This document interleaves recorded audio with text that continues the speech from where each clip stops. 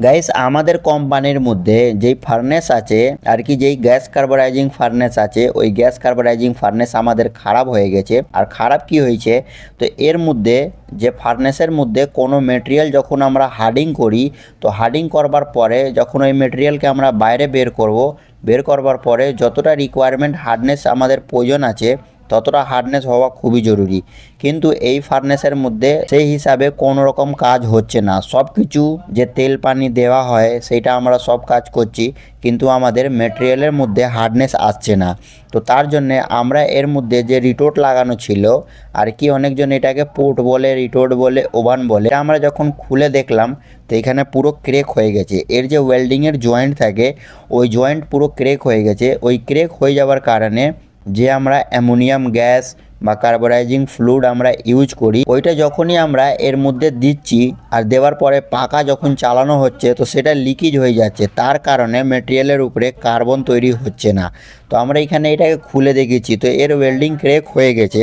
তো আবার এর ওয়েল্ডিংকে যখন আমরা রিপেয়ার করে দেবো, রিপেয়ার করে আবার এই আমাদের যে পোর্ট আছে এই পোর্টকে যেইভাবে আমরা ফার্নেসের ভিতর থেকে খুলেছিলাম ওইভাবে আবার ফের ফিট করে দিলে আমাদের এই হার্ডনেসের প্রবলেম সলভ হয়ে যাবে। তো আপনাদেরও যদি এরকম প্রবলেম হচ্ছে কি ফার্নেসের মধ্যে অনেক টাইম আপনারা হিট দিচ্ছেন, মেটেরিয়ালের মধ্যে হার্ডনেস আসছে না, তাহলে আপনাকে এই রকম ওর ভিতরে যে রিটোট লাগানো আছে ওইটাকে আপনাকে খুলে দেখতে হবে। ওর যে ওয়েল্ডিংয়ের যে জয়েন্ট থাকে ওই জয়েন্টগুলোকে ভালোভাবে চেক করতে হবে। চেক করবার পরে আপনি ওইখানে তবে এই রকম প্রবলেমগুলো আসে, কেন কি ক্রেক হয়ে থাকলে এর যে অ্যাটমসফিয়ার হয় ওই অ্যাটমসফিয়ার ভিতরে তৈরি হবে না। ওই জন্যে আপনাকে ওয়েল্ডিংয়ের ক্রেকগুলোকে ভালো করে চেক করে নিতে হবে। চেক করে আর যদি ক্রেক থাকে ভালো করে ওয়েল্ডিং মেরে দিতে হবে।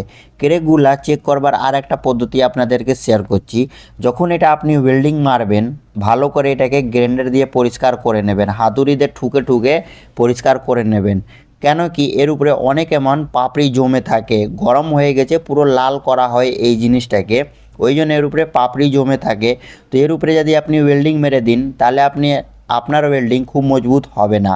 তো ওই জন্য আপনাকে হাতুড়ি ছেনি দিয়ে ঠুকে ঠুকে এটাকে পরিষ্কার করে নিতে হবে।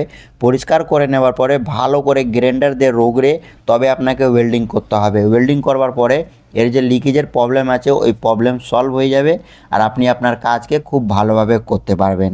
তো আশা করবো আমার এই ভিডিও আপনাদের ভালো লেগেছে। আরও এরকম ভিডিও দেখবার জন্য মেটাল বাংলা চ্যানেলকে ফলো আর সাবস্ক্রাইব নিশ্চয় করুন।